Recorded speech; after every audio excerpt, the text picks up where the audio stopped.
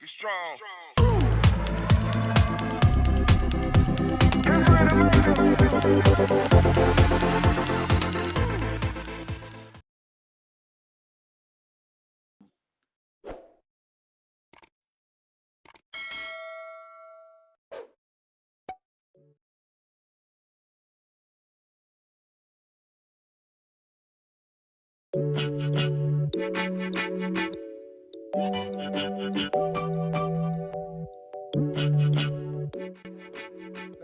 ഇത് നമ്മളിപ്പോൾ സ്ഥാപിച്ചിരിക്കുന്ന ഒരു തേനീച്ച കോളനി. ഇതിന് നമ്മൾ ഏറ്റവും അടിയിൽ കാണുന്നത് GI പൈപ്പിൽ തയ്യാറാക്കിയ സ്റ്റാൻഡാണ്.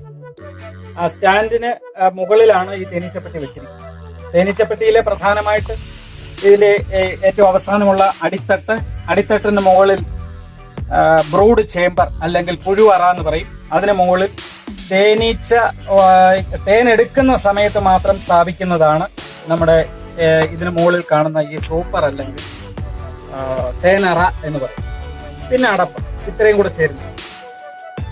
അതേസമയം നമ്മൾ തേനീച്ച വളർത്തലിന് വേണ്ടിയിട്ട് സാധാരണ രീതിയിൽ വെക്കുമ്പോൾ ഇതൊഴികെയുള്ള ഭാഗങ്ങൾ മാത്രമാണ് വെക്കുന്നത്. അത് തൊട്ടപ്പുറത്ത് നമുക്ക് ഇത് കാണാൻ സാധിക്കും. ഇതിപ്പോ നമ്മൾ തേൻ എടുക്കുന്ന ഇതിനു വേണ്ടി വെച്ചിരിക്കുന്ന പെട്ടിയാണ്. അപ്പൊ ഇതില് പ്രധാനമായി ഞാൻ പറഞ്ഞ സ്റ്റാൻഡ്, അടിത്തട്ട്, ബ്രൂഡ് ചേംബർ അല്ലെങ്കിൽ പുഴുവറ, സൂപ്പർ ചേംബർ അല്ലെങ്കിൽ തേനറ, അടപ്പ്, ഇത്രയും കൂടെ ചേരുന്നതാണ്. പിന്നെ പ്രധാനമായിട്ടുള്ള ഉപകരണങ്ങൾ എന്ന് പറയുന്നത് തേനീച്ച വളർത്തലിന് ഏറ്റവും മുഖ്യമായ ഉപകരണം ഈ നമുക്ക് ഇതിൽ കാണുന്ന പുക കൊടുക്കാൻ വേണ്ടിയിട്ടുള്ള സ്മോക്കർ, കത്തി, തേൻ എടുക്കാനെ കൊണ്ടുള്ള ഉപകരണമായ എക്സ്ട്രാക്ട്, ഇവയെല്ലാം കൂടെ ചേർന്നെങ്കിൽ മാത്രമേ നമുക്ക് ഭംഗിയായ രീതിയിൽ തേൻ ഇതിനകത്തിൽ നിന്നും എടുക്കാൻ സാധിക്കൂ. അപ്പൊ നമ്മളിപ്പോ ഇത് തേൻ എടുക്കുന്നത് ഇവിടെയാണ് നമുക്ക് തേൻ എടുക്കാൻ പറ്റുന്നത്. ഇതിനകത്തിൽ നിന്നുള്ള തേനാണ് നമ്മൾ എടുക്കുന്നത്. അടിത്തട്ടിൽ നിന്ന് നമ്മൾ സാധാരണ രീതിയിൽ തേൻ എടുക്കില്ല.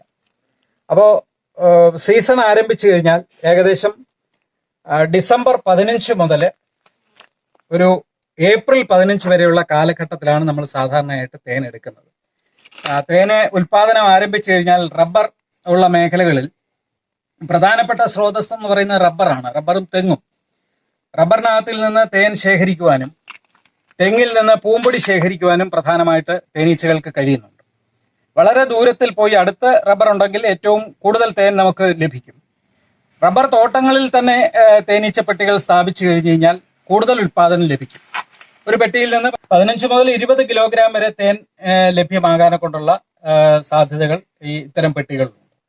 ഈ വർഷം പക്ഷേ താരതമ്യേന തേനിന്റെ ഉൽപാദനം ഉണ്ടായിരുന്നെങ്കിൽ തന്നെയും അപ്രതീക്ഷിതമായി വന്ന വേനൽ മഴ നമുക്ക് ഉൽപാദനത്തിൽ വളരെ കുറവ് സംഭവിച്ചിട്ടുണ്ട്.